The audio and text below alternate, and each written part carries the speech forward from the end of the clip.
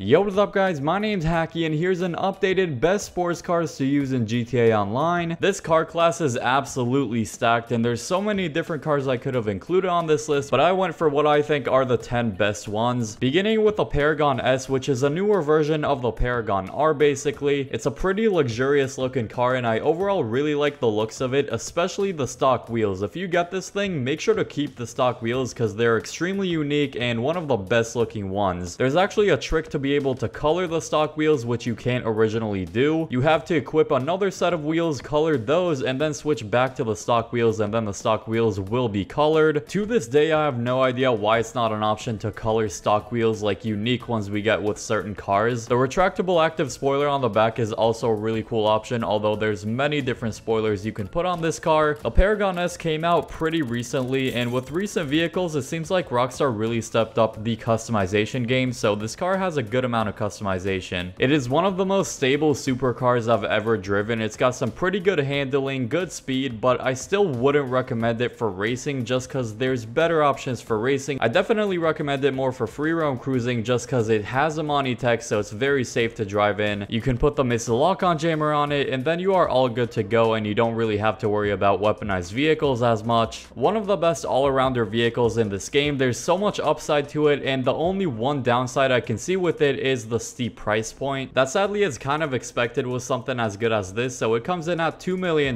in the legendary motorsport website. Let's move on to the next one, the HSW upgradable Ubermacht Niobe. This is such a nice car based off the BMW i8 and I feel like it's already a fan favorite in the community. I haven't seen anyone that dislikes this car, mainly because it's good in so many things. Looks wise, it's absolutely amazing. Looks very similar to the real life version, and I mean a lot of people like the looks of BMWs in real life. Like with the Paragon S, the only real downside people see with it is the price of it. Buying it in the first place is actually not that bad at $1.8 million. I think that's an okay price point, but the thing is, if you actually want to upgrade it to the HSW version, it is an insanely expensive HSW upgrade coming in at an additional $1.8 million. That gets you to $3.6 million spent plus all the extra upgrades. It's probably going to be about $4 million total. That is extremely expensive. Let's just say Rockstar knew people were going to be really hot on this car, therefore they're giving it a very expensive upgrade. With that said, it's still one of the best, if not the best sports car in the entire game. I mean, it's extremely fast with the HSW upgrade. It becomes one of the fastest land vehicles in the entire game, so definitely use it for things like the HSW time trial. And along with a very high top speed, it still manages to keep somewhat good handling. It's got some good traction with it. Good to see a good balance between it, because a lot of supercars, or sports cars I should say, with a very high top speed usually have some pretty bad handling, and it makes those cars really hard to control, but the Niobe is actually an exception. Then we have my go-to sports car for racing, the Itali GTO. It's been my go-to sports car for a while now. It's just a great all-arounder sports car when it comes to speed, awesome traction, one of the best handling sports cars out there easily, and in my opinion, it's the best option for a non-HSW sports car. There's actually a few non-HSW sports cars that have a higher top speed than the Itali GTO, but their handling is not anywhere near the level of the Itali GTO. And so for me, I'd rather have a car that has good top speed and good handling rather than a car that has great top speed and bad handling. Another sports car in the Grotti Itali family is the Itali RSX. It's a really cool looking sports car, and as I just mentioned, it's one of the sports cars that have a slightly higher top speed than the Itali GTO, but the handling is not as good. A bit of an overpriced car coming in at over $3.4 million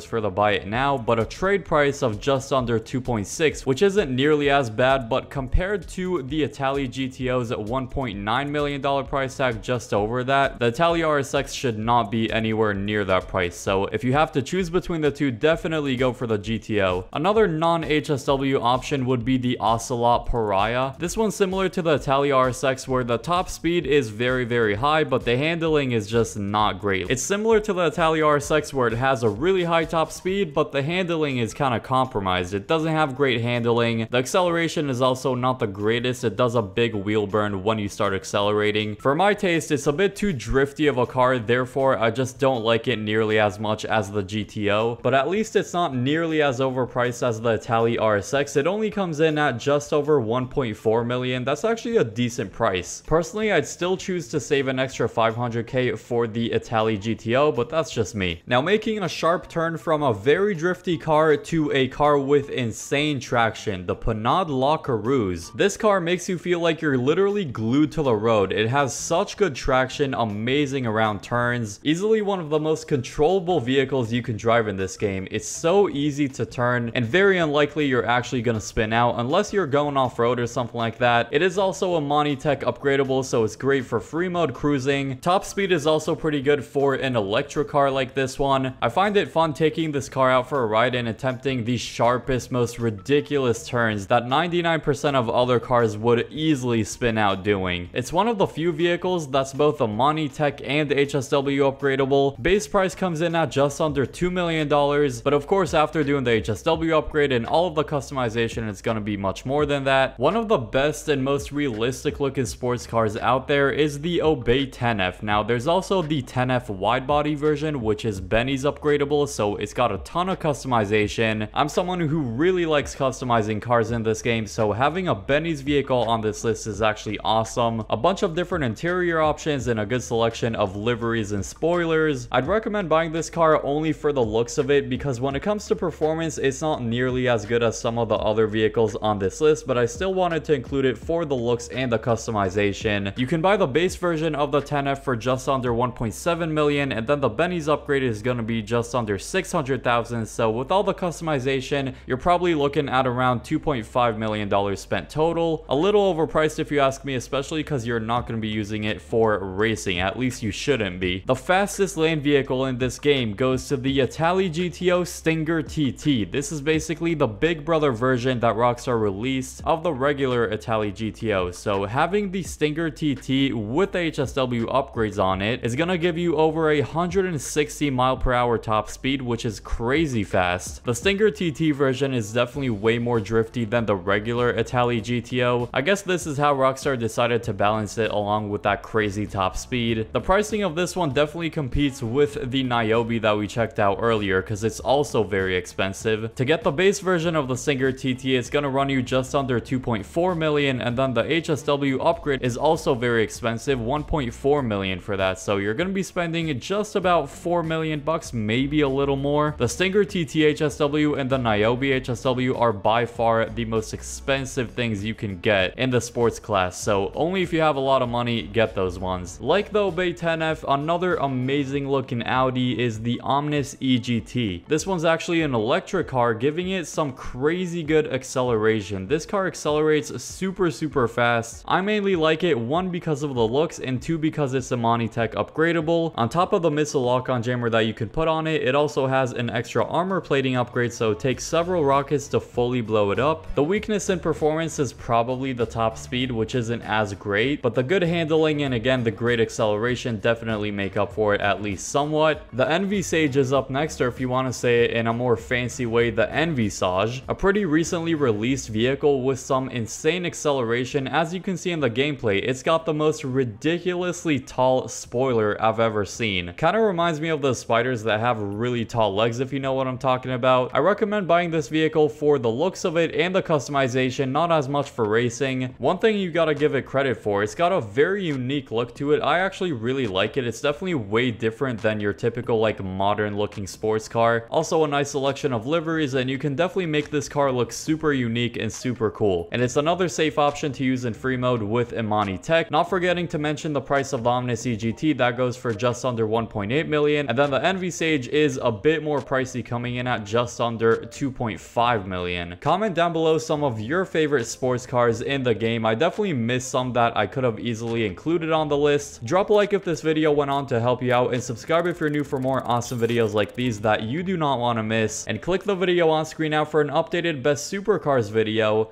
I hope you all enjoy that one, and peace.